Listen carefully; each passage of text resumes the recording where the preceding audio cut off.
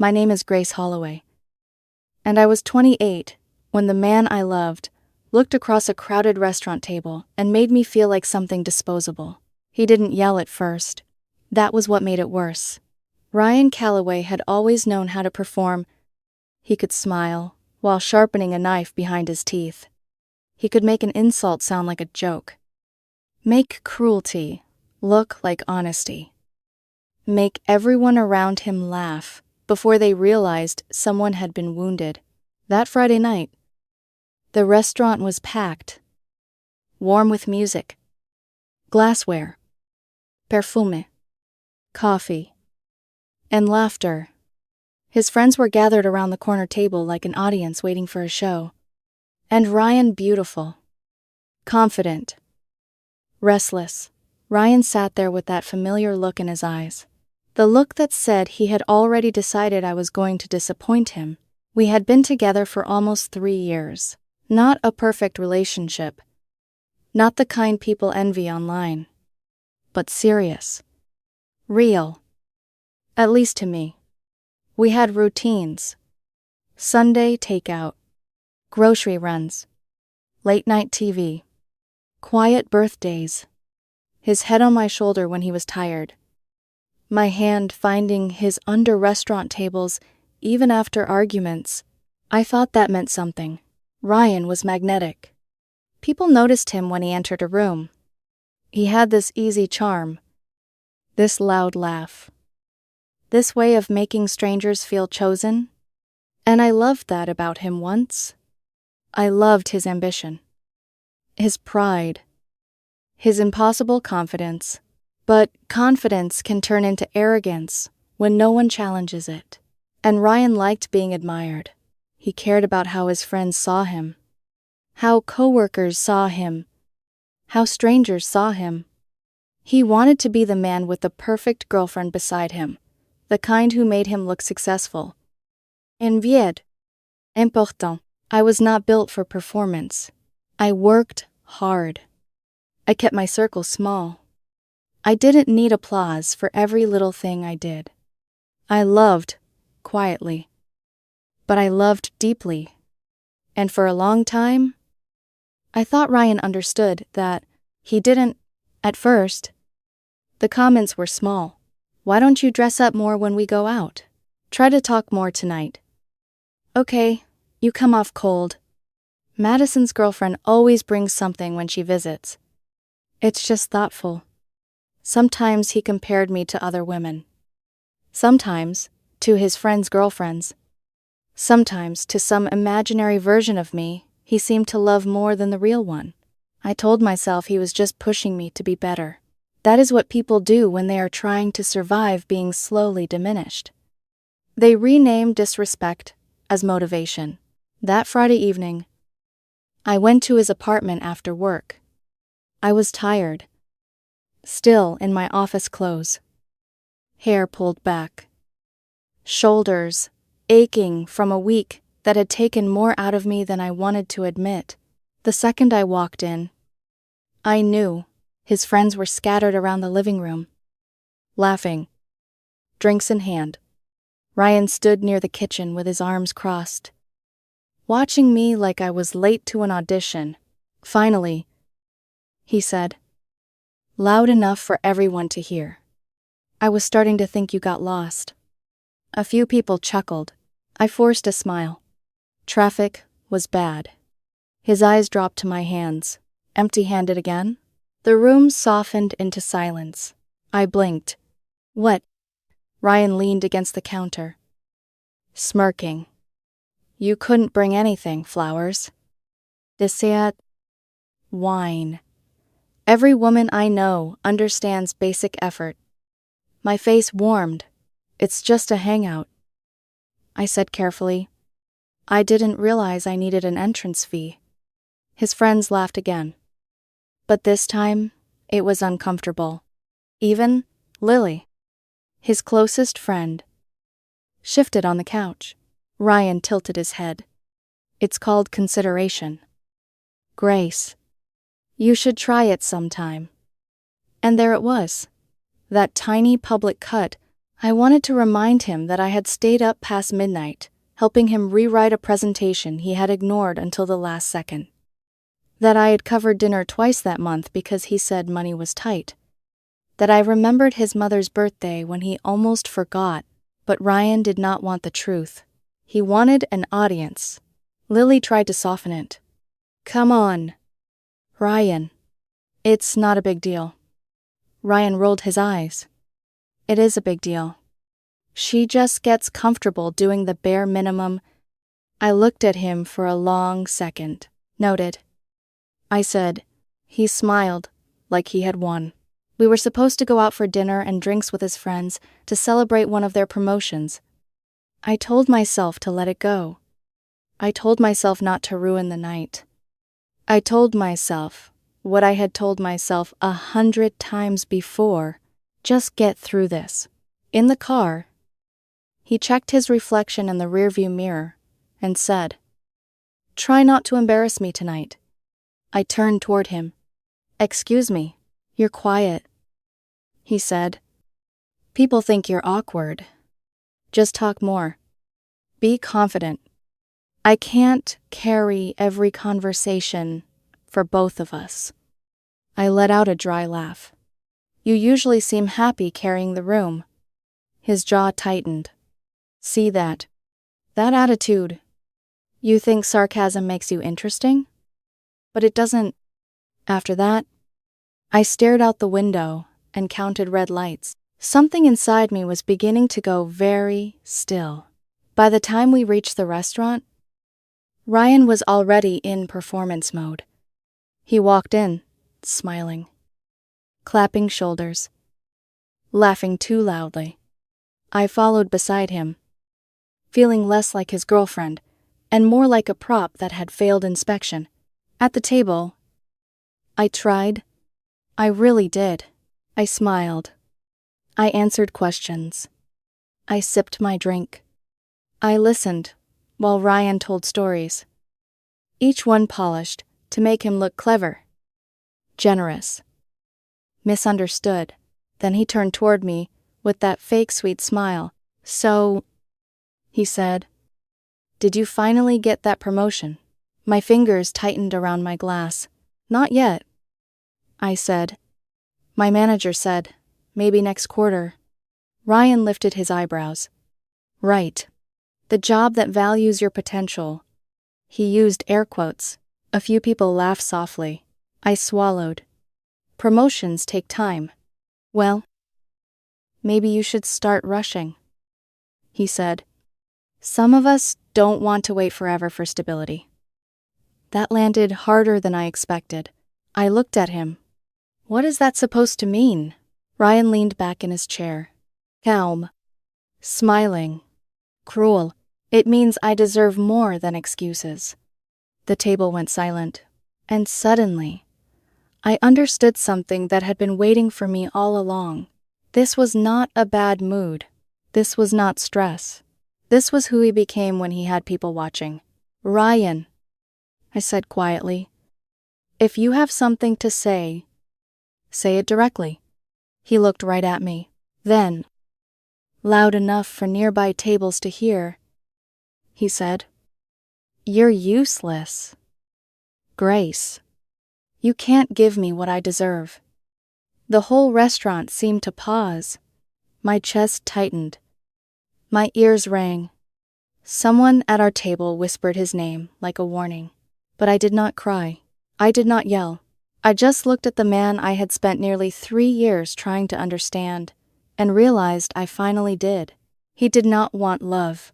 He wanted proof that I would stay, no matter how small he made me. I reached into my purse, pulled out my wallet, and placed enough cash on the table to cover my drink and food.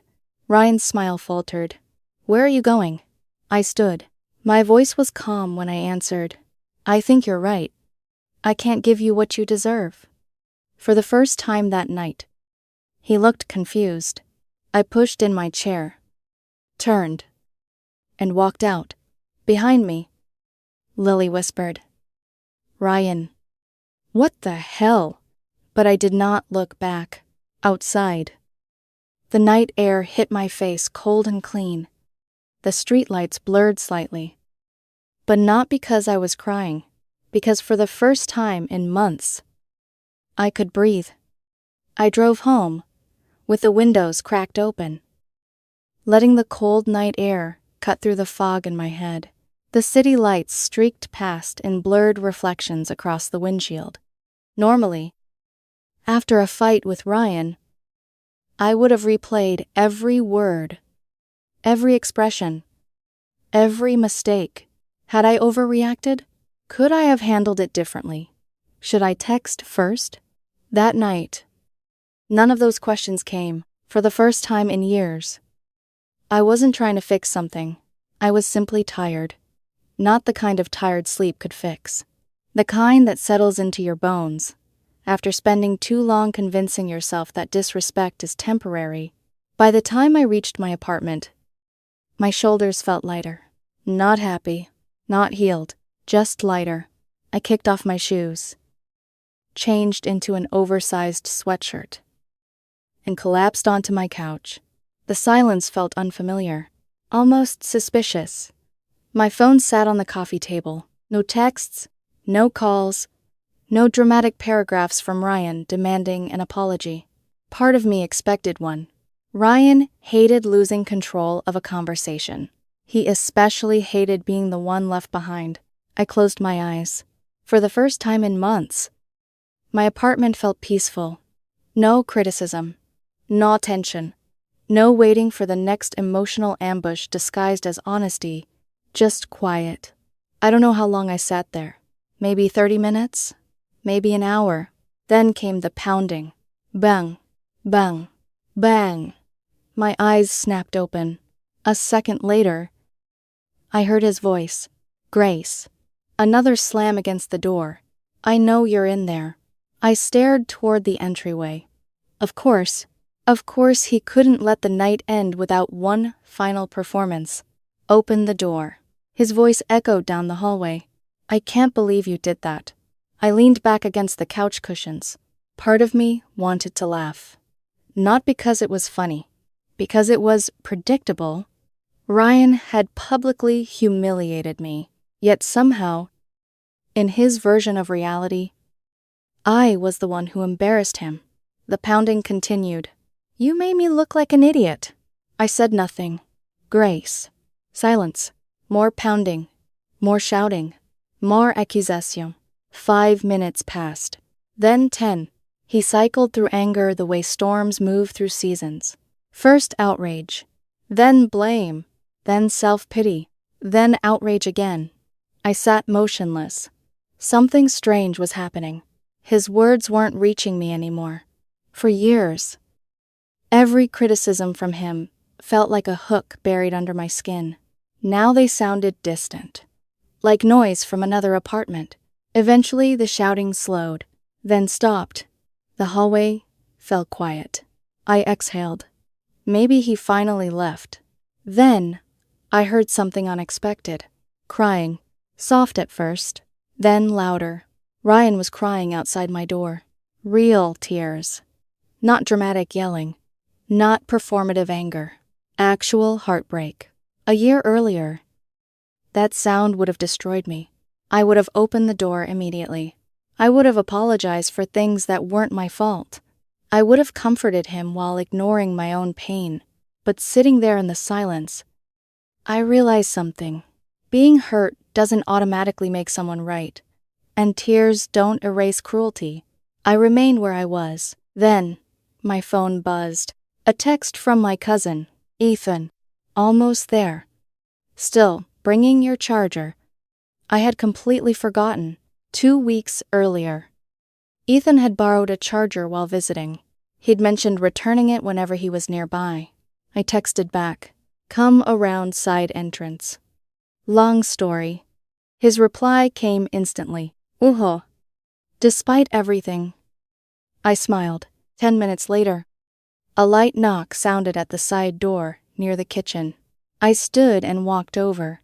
The moment I opened it, Ethan grinned. He wore a gray hoodie, basketball shorts, and carried a takeout bag. You forgot dinner again. Didn't you? He said. I know you too well. Maybe. He held up the charger. And before you accuse me of stealing this permanently. I laughed. A real laugh. The first one all evening. Unfortunately, Ryan heard it. The crying outside stopped immediately. A second later, I heard hurried footsteps. Fast. Sharp. Approaching. My stomach sank. Oh no. What Ethan asked. Before I could answer, Ryan rounded the corner. Mascara wasn't running down his face. Obviously. But his eyes were red and swollen from crying. The second he saw Ethan standing beside me, something dark flashed across his expression. He froze. His gaze moved from Ethan to May, back to Ethan. Then came a bitter laugh. A dangerous one. Wow. Neither of us spoke. That was fast.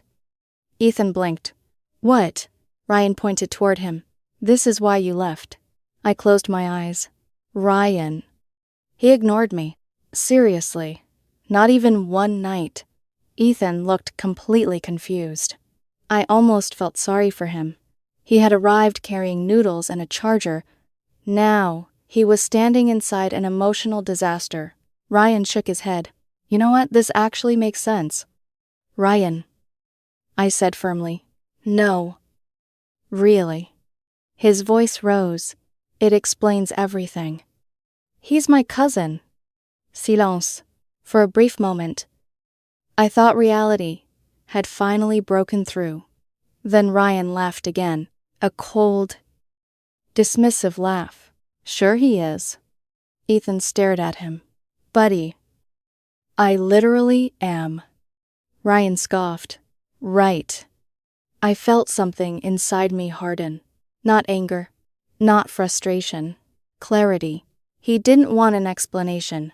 He wanted a reason to be the victim. Because if Ethan was another man, Ryan wouldn't have to confront what actually happened at the restaurant. He wouldn't have to admit that he pushed me away. I took a slow breath. Ryan. He looked at me. His expression expected negotiation, expected pleading, expected the version of Grace who always chased him. Instead, I said 3 words. Go home.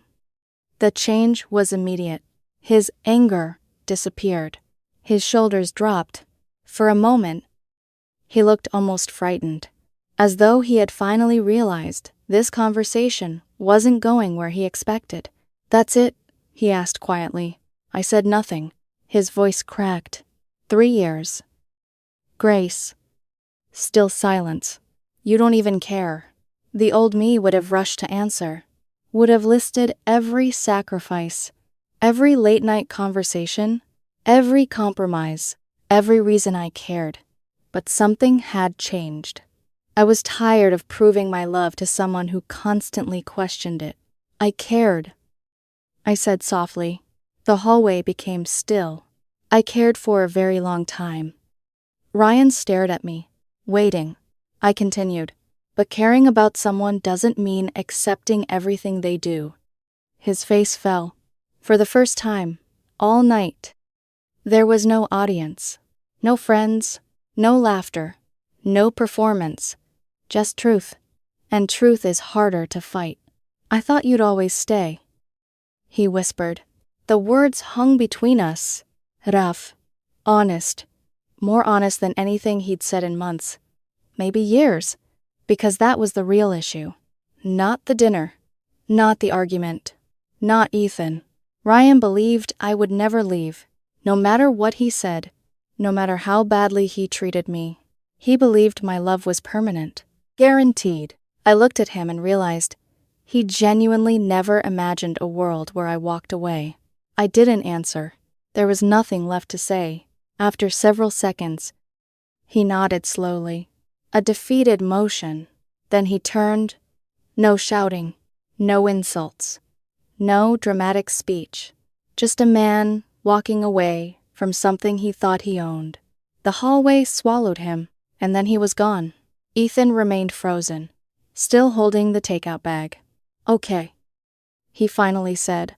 What in the world's going on? I laughed, despite myself. A very long story. Do I need popcorn? Probably. He handed me the food. Good. Because I brought noodles instead. We carried everything inside. Neither of us mentioned Ryan immediately. Neither of us needed to. The apartment already felt different. Lighter. Softer. As we unpacked containers across the coffee table, Ethan started talking about work, family gossip, and a vacation disaster involving a rental boat. Normal things. Ordinary things. And somewhere in the middle of that conversation, I realized something important. The fight had never truly been about love. It had been about control. Ryan wasn't devastated because he lost an argument. He was devastated because I stopped participating in the game. The moment I stopped chasing approval, apologizing for existing, and defending my worth, the entire dynamic collapsed. For years, he had mistaken my patience for permanence. Tonight, he learned the difference.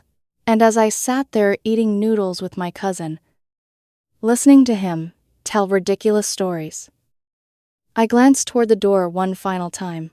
The hallway remained empty. The pounding had stopped. The shouting had stopped. The chaos had stopped. And for the first time in a very long time, I felt something better than victory. Peace. A strange thing happened the next morning. I woke up, and I didn't immediately reach for my phone. For almost 3 years, that had been my routine. Check messages. Check Ryan's mood. Check whether I was walking into a good day or a bad one. The realization hit me halfway through making coffee. I was free. Not officially. Not legally. Not in some dramatic movie ending kind of way, but emotionally, the invisible leash was gone. Sunlight spilled across the kitchen counter. While the coffee brewed, I opened the window. A cool breeze drifted inside, and for the first time in months, maybe years, my chest didn't feel tight. There was no anxiety waiting for me. No argument left unfinished. No criticism I needed to prepare for. Just silence. Beautiful, ordinary silence. I stood there holding my mug and thought about how strange it was that peace could feel unfamiliar. For so long, chaos had become normal. Ryan had a way of making every week feel like a test. A test of loyalty. A test of patience. A test of whether I could tolerate one more comment. One more comparison. One more humiliation disguised as honesty. When you're inside a relationship like that, if you stop noticing how exhausted you are, you adapt, you shrink, you tell yourself things will improve. Until one day, you wake up and realize you've become a guest in your own life. I wasn't going to do that anymore. Over the next few weeks, my life began changing in small ways. Not dramatic ways, real ways. I started going back to the gym. Not because I wanted revenge. Not because I wanted Ryan to regret losing me. Because I missed feeling strong. I started reconnecting with friends I hadn't seen in months. Friends who never demanded explanations. Friends who liked me exactly as I was. I worked later when I wanted to. Left early when I could. Read books again. Cooked meals I actually enjoyed. Started sleeping through the night.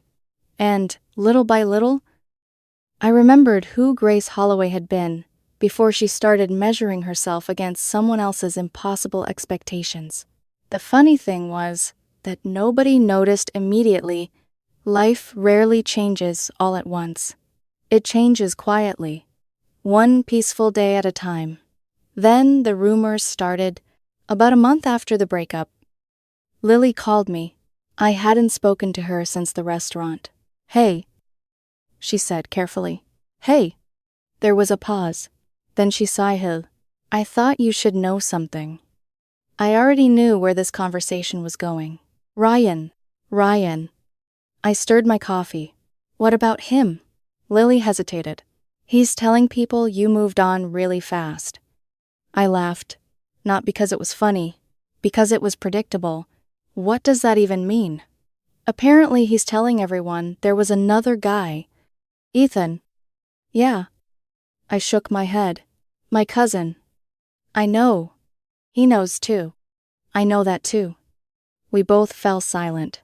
That was the thing about stories. People rarely choose the version that makes them look responsible. They choose the version that protects their pride. If Ryan admitted the truth, he'd have to admit he publicly humiliated his girlfriend and lost her because of it. That story didn't make him look good. The imaginary replacement boyfriend. That story was much easier. Are you going to correct him? Lily asked. I looked out the window. The answer surprised even me. No. Really. Why not? Because I was tired. Not physically. Emotionally. Tired of defending myself against accusations that only existed because someone else refused to take responsibility. Tired of explaining obvious truths to people, committed to misunderstanding them. Most of all, tired of participating in drama I didn't create. If people want the truth, I said, they'll ask. Lily was quiet for a moment. Then she laughed softly. You know what's driving him crazy. What? You didn't chase him. That made me smile. Because she was right. Ryan expected a fight. He expected tears. He expected negotiations. Maybe he even expected me to come back. What he didn't expect was silence. And silence was something he couldn't control. A few days later, I ran into one of Ryan's coworkers at a coffee shop, a man named Trevor. We had met a handful of times during company events. After some awkward small talk, he leaned closer. You okay? I nodded. Why? He gave me a look. The whole Ryan situation. I waited. Trevor glanced around before lowering his voice. Honestly, sure. A lot of us saw it coming. That caught me off guard. What do you mean? He shrugged. The way he talked about you sometimes. My stomach tightened. Talked about me how Trevor looked uncomfortable, as if you were a project. I didn't speak. He always acted like he was trying to improve you. The words landed heavily, because they were true. Not improve our relationship. Improve me. As though I were something unfinished, something lacking, something that needed his approval to become valuable. Trevor quickly changed the subject after that. But his words stayed with me. A project, not a partner. A project. That single realization explained more than years of arguments ever had. Ryan didn't love me for who I was. He loved the version of me he thought he could create. And when I stopped changing for him, disappointment became resentment. That realization hurt, but it also set me free. Because you can't build a healthy relationship with someone who only loves your potential. They have to love your reality too. Months passed. The further I got from the relationship, the clearer everything became. I began noticing patterns I had ignored before. How often Ryan dismissed my opinions. How quickly he mocked my achievements. How frequently he compared me to other women. How every disagreement, somehow, became my fault. When you're living inside a storm, it's difficult to see its shape. Distance changes that. Distance gives perspective. One evening, while having dinner with Ethan and a few friends, the topic came up again. Not Ryan specifically. Boundaries, relationships, self-respect. Ethan pointed his fork at me. You know what's different now? What? You say no. The table laughed. But he wasn't wrong. Before, I explained everything. Now I didn't. Before, I felt guilty for disappointing people. Now I understood disappointment wasn't an emergency. Sometimes people needed to hear no. Sometimes they needed to be upset. And sometimes protecting your peace required letting someone misunderstand you. That lesson changed more than my dating life. It changed everything. Work, friendships, family dynamics. Everywhere I looked, I found places where I had been overextending myself just to avoid conflict. Not anymore. For the first time in my adult life, my self-respect felt stronger than my fear of upsetting someone. And once that happens, everything changes.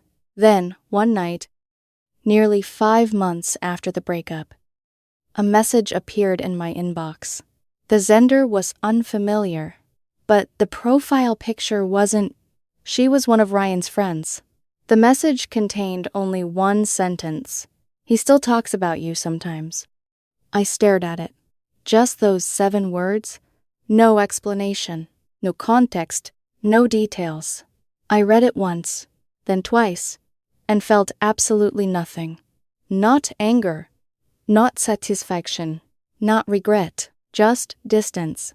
Because the woman who had left that restaurant months earlier was not the same woman reading that message now. The old Grace would have wondered what he said. The new Grace didn't care. I stared at the message for a few seconds longer. "He still talks about you sometimes." That was it. No explanation.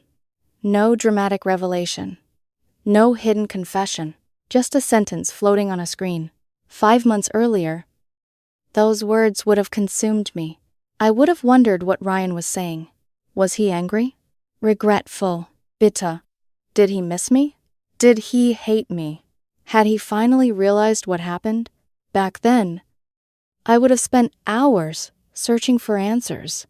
Now, I simply locked my phone and set it face down on the table. The curiosity wasn't there anymore. And that was when I realized something important. Healing isn't when you stop remembering someone. It's when remembering them stops controlling you. Outside my apartment window, the city lights flickered against the darkness. Traffic moved below. People laughed somewhere in the distance. Life continued. And for the first time, I felt completely separate from the story Ryan and I had shared. Not because it never mattered, because it finally belonged in the past. I walked into the kitchen and poured myself a glass of water. As I leaned against the counter, memories surfaced. Not the dramatic ones. Not the breakup. Not the restaurant. The small moments. The ones that had once convinced me we were forever. The movie nights. The road trips. The lazy Sunday mornings. The way he used to hold my hand when crossing busy streets. Those memories still existed. And I wasn't angry at them anymore. That surprised me. For a while after the breakup, I thought moving on meant choosing a side. Either the relationship was wonderful, or it was terrible. Either Ryan was a villain, or I was. Life rarely works that way. The truth was more complicated. Ryan wasn't evil. He wasn't some cartoon villain who woke up looking for people to hurt. He was a deeply insecure man who needed constant validation. A man who confused admiration with love, control with security, winning with intimacy. And I wasn't perfect either. I ignored warning signs. I excused behavior that should have been challenged. I stayed silent when I should have spoken up. I kept hoping love would automatically create respect. It doesn't. Respect is a choice, a daily one. Without it, love eventually collapses under its own weight. A week after receiving the message, I ran into Lily again. This time it happened at a bookstore. We spent nearly an hour wandering through the aisles, talking about work, family, and life. Eventually, she brought him up. Not dramatically, not maliciously, just naturally. "Can I ask you something?" she said. "Sure." "Do you ever miss him?" I thought about it. Really thought about it. Then I smiled. "I miss who I hoped he would become." Lily looked surprised. I continued. "I don't miss who he actually was." She nodded slowly, as if that answer made sense, because it did. For a long time, I wasn't in love with reality. I was in love with potential. The potential of us. The potential of what the relationship could become. The potential of the future, I imagined. But potential is dangerous. It can convince you to stay in situations that reality is begging you to leave. You keep waiting for the person you love to become the person you believe they can be. Meanwhile, they keep showing you exactly who they are. I had finally learned the difference. Several months later, another unexpected thing happened. I started dating again. Slowly, carefully, not because I was lonely, not because I needed validation, and definitely not because I wanted revenge. I simply felt ready. The first date wasn't magical. Neither was the second. Or the third. And honestly, that was refreshing. No emotional roller coasters. No dramatic declarations. No impossible expectations. Just conversations. Laughter. Compatibility. Normality. For the first time, I understood something I had never understood before. Healthy relationships often feel boring when you're used to chaos. There are no constant highs and lows. No emotional whiplash. No endless cycle of pain, followed by temporary relief. Just consistency. And consistency, I learned, is underrated. One evening, almost a year after the breakup, I found myself walking through a downtown festival with someone who made me feel completely at ease. His name was Daniel. He was thoughtful, patient, the kind of man who listened because he cared about the answer, not because he was waiting for his turn to speak. At one point, he reached for my hand, such a simple gesture, yet it affected me more than grand romantic speeches ever could, because it felt safe, not possessive, not performative, safe. And in that moment, I understood how distorted my understanding of love had become during my relationship with Ryan. Love shouldn't feel like a competition. It shouldn't feel like a constant audition. It shouldn't require you to shrink yourself to make someone else feel bigger. Real love leaves room for both people to exist. A few weeks later, while cleaning out an old drawer, I found a photograph, Ryan and me, taken during our second year together. We were smiling, happy. At least on the surface. I sat on the floor, holding that photo for several minutes, not grieving, reflecting. Then I placed it back in the box, not because I hated that chapter. Because it was finished. There is a difference. People often talk about closure as though it's something another person gives you. An apology, an explanation, a final conversation. I used to believe that too. Now I know better. Closure isn't something someone hands you. It's something you create. It's the moment you stop needing answers. The moment you stop waiting for accountability that may never come. The moment you accept that your peace matters more than their explanation. Ryan never apologized. Not once. Not directly. Not through friends. Not through messages. Not through anything. Years ago, that would have bothered me. Now it doesn't, because his apology was never required for my healing. My healing happened the moment I stopped giving him authority over my happiness. And maybe that's the biggest lesson this entire experience taught me. If someone truly loves you, they won't constantly make you prove your worth. They won't humiliate you to entertain other people. They won't treat your respect like something negotiable. And if they do, believe them. Not their promises. Not their excuses. Their actions, believe those. Because actions tell the truth long before words do. When I think back to that restaurant now, I don't remember the humiliation first. I remember the walk. The moment I stood up. The moment I paid my bill. The moment I walked away. That was the real turning point. Not because I left Ryan, because I finally chose myself. And looking back, that decision changed everything. So if you're reading this while holding on to someone who constantly makes you feel small, ask yourself one question. If your best friend described the relationship you're in, would you tell them to stay? Or would you tell them they deserve better? Sometimes the answer is obvious when it belongs to someone else. The challenge is believing it when it belongs to you. I used to think the strongest thing a person could do was fight for love. Now I think it's knowing when love is no longer worth fighting for, because peace isn't loud. It doesn't demand attention. It doesn't try to win. Peace simply exists. Quiet, steady, unshaken. And sometimes, that quiet peace becomes the greatest victory of all.